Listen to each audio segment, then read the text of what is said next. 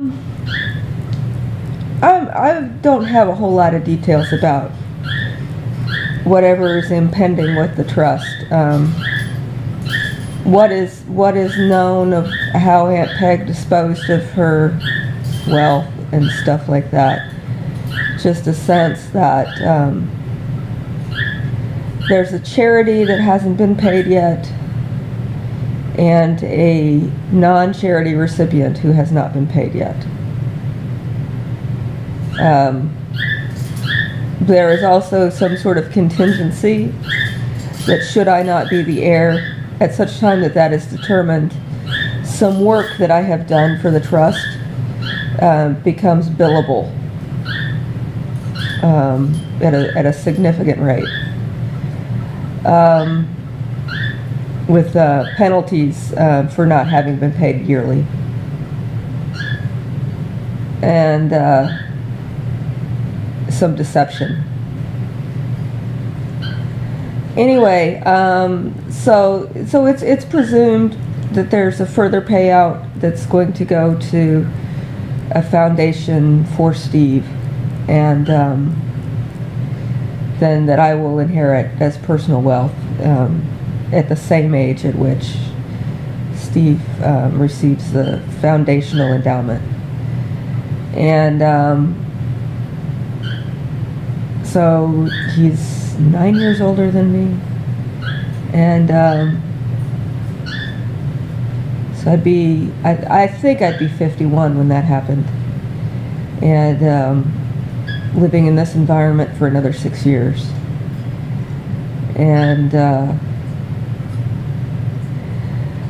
then there's the whole idea. You see, people have screened me for working, ongoing for a very long time, starting in childhood and early in childhood. Not super early, but like school-age childhood. It was known that I had significant brain damage or some kind of issue, and that if I could be casual through the first half of the day, I could be productive in the second half of the day. And there isn't an employer on the planet that wants to fuck with that. And, in the case of an endowed foundation or something, people's different pet projects and things like that, there are people like that who have jobs.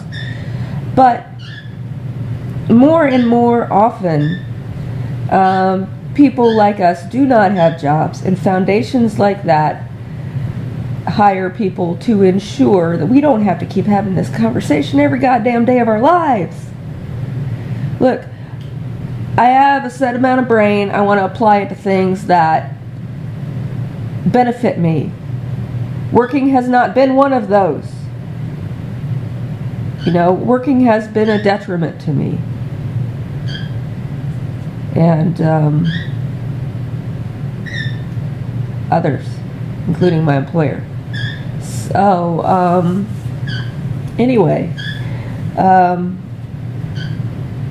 between now and then, there's other resources, and those resources are powering up, and people are not, starting to figure out that my father is not a fallen angel. If they had met the angel that is associated sort of in a mistaken identity with all that, they would not be here having this conversation, and that they need to get their heads around that they have dedicated to their life to some things that are true, but a lot of what has gone unsaid is their own superstition, their own presumptions, and it does not apply. Their contract remains as it is, and they will follow orders or they will be repurposed.